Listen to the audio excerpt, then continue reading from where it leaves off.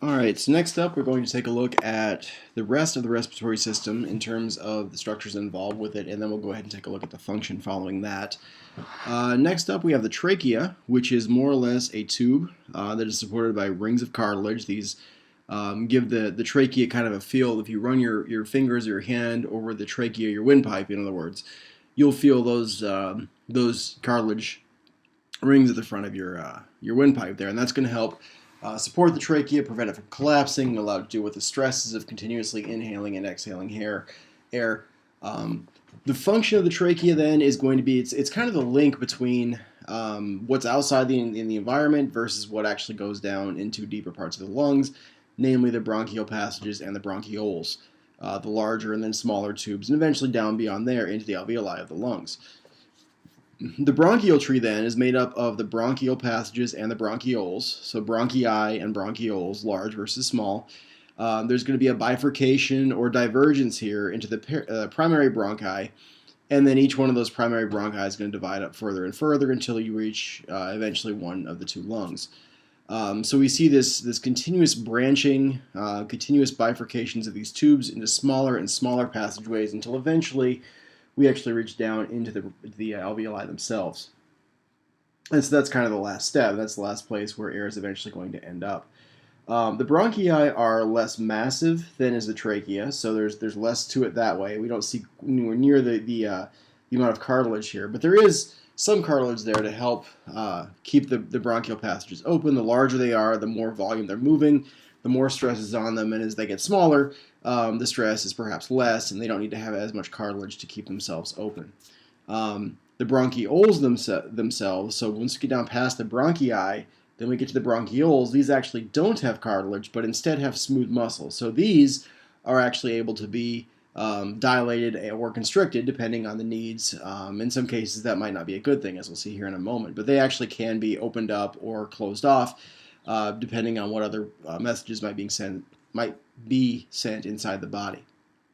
So this picture here is a stained representation of trachea and then the bronchial tree, the right and left bronchi respectively, and then from there smaller and smaller bronchi, eventually getting into bronchioles. And then what's not shown in this picture would be the alveoli, which would be at the terminus of each one of these smaller bronchial passages. Again, hundreds of millions of those air sacs in the lungs, but this is kind of the conducting part of the respiratory system. As far as asthma then, asthma is when the bronchial muscles restrict airflow by contracting and thereby decreasing the size of the air passages themselves. What occurs here is an individual experiencing an asthma attack due to inflammation of these airways is going to not be able to get enough air, and so they're going to be wheezing, they're going to have a difficult time breathing. Really kind of a scary situation, one where you can almost feel panicky because you simply can't get your breath. You're trying, you're breathing as fast as you can, as hard as you can, but because the bronchial passages are not open enough, you're not able to move the volume of air that you need to move in order to satisfy the demands of your body. Various inhalants that you take, if you're on an asthma inhaler, these are chemicals that are going to help relax the bronchial muscles and help reverse the effects of the asthma attack itself. It's also going to help reduce inflammation because asthma itself is a type of what's the word I'm looking for? Autoimmune disease, right? So there's overinflammation, there's inflammation in response to something it's an overreaction of the body. The body is overreacting to a stimulant of some sort, whether it's dander or something like that in the air. It's causing an overreaction of the immune system, which thereby leads to overinflammation of the air tubules, which therefore leads to the asthma attack. So we can see again the overall structure of the respiratory system going from the nose and pharynx and mouth up here to the trachea, to the bronchial passages and the bronchioles. Here's the bronchus here, the left bronchus, bronchioles, and then at the tips of these bronchioles, so if we look all the way down here at this tip, that would be this large structure up here in the magnified view. And then around the tip of that bronchus, then there would be these little air sacs or alveoli, which is where the actual gas exchange portion of respiration takes place. So the next step beyond the conducting part of the respiratory system is to look at the exchange part of the respiratory system, and that is going to involve the alveoli.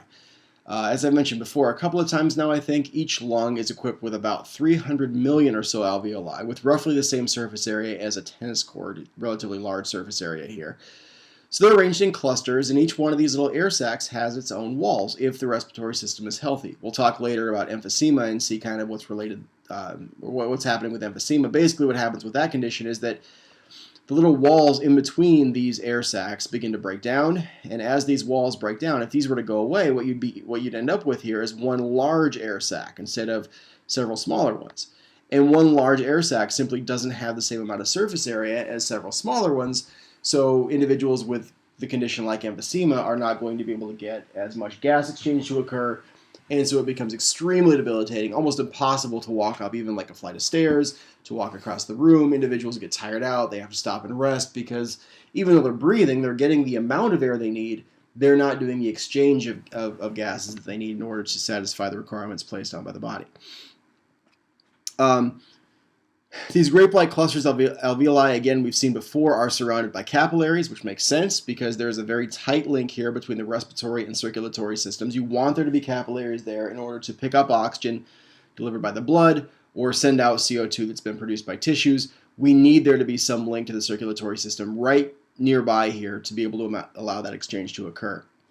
The alveoli, again, are very, very good at gas exchange. We saw before, earlier on in this lecture, about different factors required for successful respiration. One of them is to have a lot of surface area, and having roughly the area of a tennis court packed into your lungs is a fairly high amount of surface area, I would say.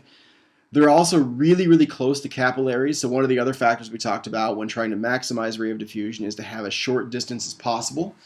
And so having the capillaries directly adjacent to, right next door to the alveoli means there's not a whole lot of distance to cover for those gases when they need to get from point A to point B. And again, finally, these alveoli are extremely thin. They're a single layer of endothelial cells across which the gases can be exchanged, but that, again, is going to help minimize the distance across which the gases have to travel, thereby speeding up the rate of diffusion as much as possible. So here's kind of a view of what happens inside one of these alveoli. So we take a look at now what's called the respiratory membrane, which is the alveolar epithelium, and then the endothelial cells inside the capillary. So in this case over here, we have blood coming in from a pulmonary artery. So this is coming from the right ventricle of the heart into the pulmonary artery into an alveolus. Now, this alveolus is surrounded by this capillary, right? So we've got a capillary up here containing blood cells. We have a very, very thin layer of the capillary wall here. So this is the endothelial lining of the capillary, like we saw back in our chapter on circulatory system. This layer here is the endothelium of the capillary. And then we have the alveolar epithelium right here. And in both cases, they're made up of simple squamous epithelium. So you're only looking at two cell layers here for these gases to have to cross. So we have oxygen inside this little air sac. We have some cells in here that are relatively rich in CO2, relatively low in oxygen. So what's going to happen here is that O2 is going to diffuse through these two cell layers into the red blood cells, and CO2 is going to diffuse out of the red blood cells into the air sac. And so that is going to complete then gas exchange for both CO2 and oxygen. So minimal distance, maximum surface area, as fast a rate of diffusion as is possible here. So oxygen obviously goes from the lung air into the blood, and CO2 goes the other way around. And this is simple diffusion. The fact that there is relatively high concentration of oxygen in the air sac, relatively low concentration of O2 in the capillary, means oxygen tends to go from high to low concentration. And CO2 is the opposite. CO2 is relatively high in the blood cells, relatively low in the air sac. So the natural tendency then is for CO2 to diffuse out of the red blood cells into the airspace, and then from there on out of the body. All right. The next thing we're going to take a look at is how oxygen is transported in the blood. It is bound reversibly, so if it goes onto a molecule of hemoglobin, it can just as easily come off of that same molecule of hemoglobin. So as we're going to see now, the hemoglobin itself and the iron that it contains is going to be instrumental when it comes to carrying oxygen molecules. Oxygen, as it turns out, is relatively easy to sort of wrap your mind around how this one is transported in the blood. It's relatively straightforward.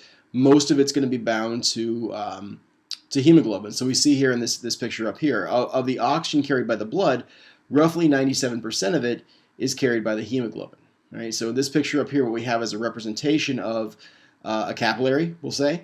This down here is an air sac. It's an alveolus, like in a mammalian lung. And this over here is the body tissues. So if we take a look at oxygen, right? Oxygen is carried by hemoglobin molecules almost exclusively. It's picked up from the alveolus across these two cell layers, and it travels in the blood until eventually it gets to a point where oxygen comes off the hemoglobin molecule here and is delivered to the tissue accordingly. So it's relatively straightforward. I mean, it diffuses in to the hemoglobin, it diffuses out of the hemoglobin, from the alveolus to the tissues respectively. It's a relatively straightforward process. Right? So we talked before about when hemoglobin is saturated with oxygen, it turns that bright cherry red color. And when hemoglobin is relatively oxygen poor, we call it deoxyhemoglobin, it's going to be a much duller, much darker colored red, shade of red. Carbon dioxide, on the other hand, is a bit more complicated in how this gas is transported inside the blood. Because CO2 is actually transported in three ways. CO2 can be transported as bicarbonate ions as part of the blood buffering system. CO2 can also be transported by hemoglobin. So we see here hemoglobin carrying two molecules of CO2. The little black dots are molecules of CO2. And CO2 can also be transported in the blood plasma dissolved in the form of carbonic acid. So we have three different ways of carrying oxygen in the blood. One of them by far is the more common type. The CO2 transport as bicarbonate ions, number one up there on the top, is the predominant mechanism of CO2 transport in the blood. We see this conversion of carbon dioxide and water to form what's called a bicarbonate ion. And then eventually at some point in time, the CO2 can come back out of the bicarbonate ion and give you your CO2 back again when necessary.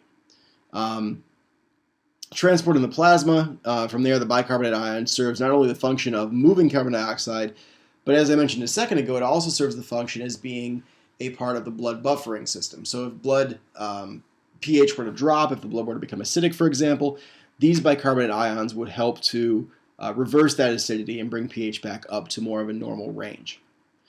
Roughly 20% of the CO2 in the blood is carried by hemoglobin. So we've got 70% carried as bicarbonates, 20% carried by hemoglobin, and the other 10% or so is going to be carried by the blood plasma directly. So here we have carbon dioxide traveling bound to hemoglobin in much the same way that oxygen travels bound to hemoglobin. So we've got oxygen bound up here, CO2 bound over here. We can also have CO2 dissolved in plasma. Like we said, that's about 10% of the CO2 that's carried throughout the body. So it's a much more minor component of what occurs for CO2 transport. And what we're not going to see, too, is how having CO2 or oxygen bound to hemoglobin affects the likelihood of that hemoglobin picking up more oxygen or more CO2, because there's a very important positive feedback that occurs there as well. Once a hemoglobin grabs one oxygen molecule, it becomes much more likely to grab a second one, a third one, and a fourth one. So you see this progressively higher and higher rate of grabbing of oxygen molecules as hemoglobin becomes more and more saturated. Temperature has effects. pH also has effects as well. All these things affect how likely oxygen is to be bound or carried by hemoglobin. So we're going to take a look next at the structure of the lung now as an organ, take a look at the lung itself as well as the pleural cavity in which the lungs are going to reside.